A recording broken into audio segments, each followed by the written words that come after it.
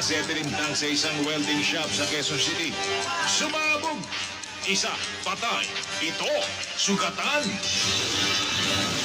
Batang babaeng bumili lang sa tindahan. Kabilang sa mga tinamaan ng ligaw na bala sa barilan ng 2 pulis laban sa kapwa-pulis.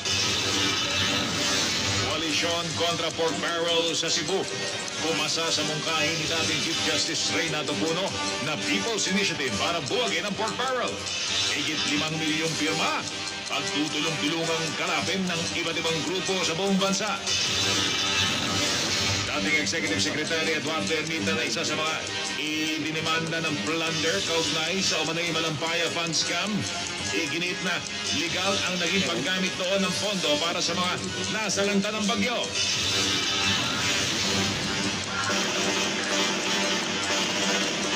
Dahil sa naging bakbakan sa Zamboanga City, MNLF Founding Chairman Norby Suarez at 60 iba pa, formal ng kinasuhan ng rebelyon at paglabag sa international humanitarian law.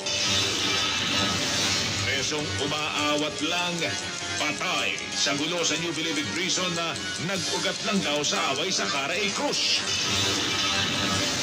13 Pinoy nahahawaan ng HIV/AIDS kada araw. Mga biktima, pabata ng pabata at merong 14 anyos lang. Bagyong pinangalanang Santi, posibleng maglandfall sa Northern o Central Luzon. Panayam kay NBA legend Larry Bird at Houston Rockets guard na si Jeremy Lin. Abangan! Kauna-unahang Pinoy na nag-qualify sa men's single figure skating competition sa 2014 Winter Olympics sa Russia. Kilalanin! At cast ng inaabangang kapuso sci-fi drama na Genesis. Excited na sa nalalapit na pagsisimula ng teledrama.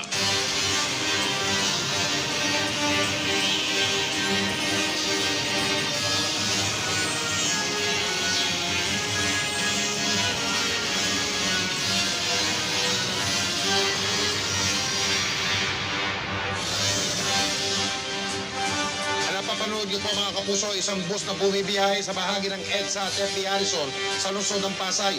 Hinagisan po yan kanina ng isang kahina-hinalang bag. Kaya tigil ngayon ang dalo ng trapiko dyan sa lugar na yan para yung mga otoridad ma-inspeksyon ng mabuti yung bus na yan. Maraming pasahero po ang stranded na ngayon, tsaka ang payo po ng MMDA sa mga motorista ay iwasan nyo na po, lalong-lalo na yung mga papuntang Ninoy Aquino International Airport. Ang tinutukoy po namin lugar eksakto ay pagitan po ng FB Harrison Rojas Boulevard at Taft Avenue sa bahagi po ng EDSA, dyan po sa May Pasay. Hanggang sa mga sandali ito mga kapuso ay tinutukoy pa kung ano talaga ang laman ng bag na yan. Nag-iingat lang po ang mga otoridad para kung sakali nga may pampasabog yung bag na yan ay ang mga tao at iba pang mga ari-arian ay hindi madamay. Yung bus na yan ay wala pong pasahero na. Yan po ay tapunan ng bag na narinig daw ng driver at konduktor na malakas na kalabog doon po sa may bunga ng bus. At kaugnay pa rin po niya, nasa linya natin ngayon ng telepono ng Super Radio DCWD, si Ning Parabilo na nandun sa susunod ang panayam sa Houston Rockets player na si Jeremy Lin, pati na ng alamat ng NBA na si Larry Bird. Uwayan sa bansang Brazil, sasakyan na yan at kinahon ng mga demonstrador, sumabal. 4 ang sugatan.